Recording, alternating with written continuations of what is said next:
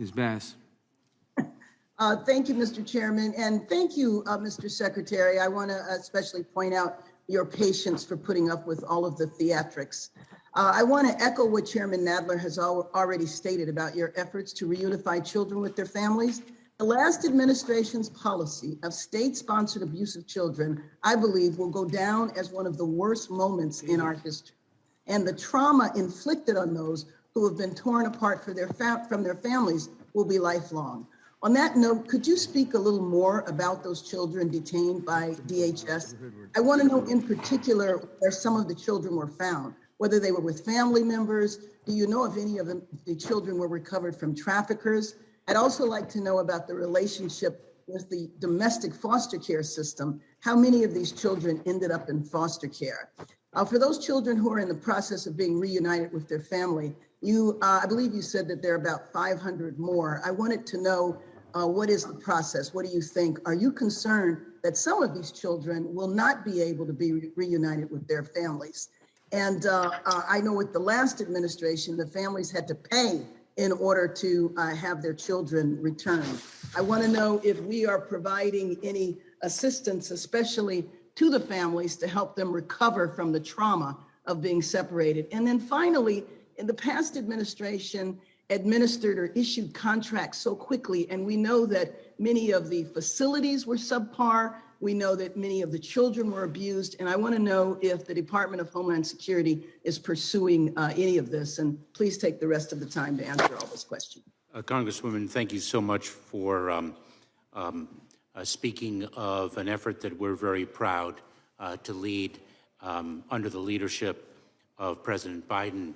I'm the chair of the Family Reunification Task Force.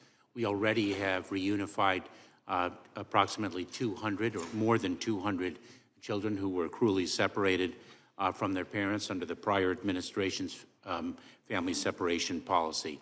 We have approximately 400 more children in process so that we can reunify them with their parents. We anticipate, or we estimate, I should say, a total of 1,000 families that remain to be reunited. We are, to the extent of our capabilities, providing resources to the families who are reunified here in the United States under our grant of humanitarian parole. I look forward to following up with you, Congresswoman, to identify how many of the children here in the United States were placed into foster care, and we are certainly very focused on the facilities in which children are sheltered. That is something within the province of the Department of Health and Human Services, and we have contributed resources to the department to advance the well-being of those children. This is an all-of-government effort under President Biden's direction, and each and every agency involved in this effort is extraordinarily proud to bring relief to these traumatized families. Karen, your mic's off. I'm sorry, for the families, for the children that have been reunited, do those families have to pay for their children? And then you feel free to take the rest of the time responding to the attacks from my colleague, Representative Gates.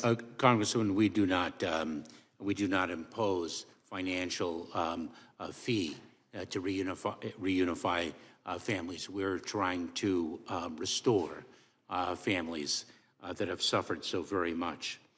I want to just give, and thank you for the opportunity, to give a few statistics. In fiscal year 2021, 12,025 individuals were arrested, were convicted of aggravated felonies, nearly double the number, 6,815 arrested in fiscal year 2020. Again, in fiscal year 2021, of the individuals removed, 46% of the removals were for people convicted of felonies or aggravated felonies, compared to 18% during the previous 4 years and 17% the year before that.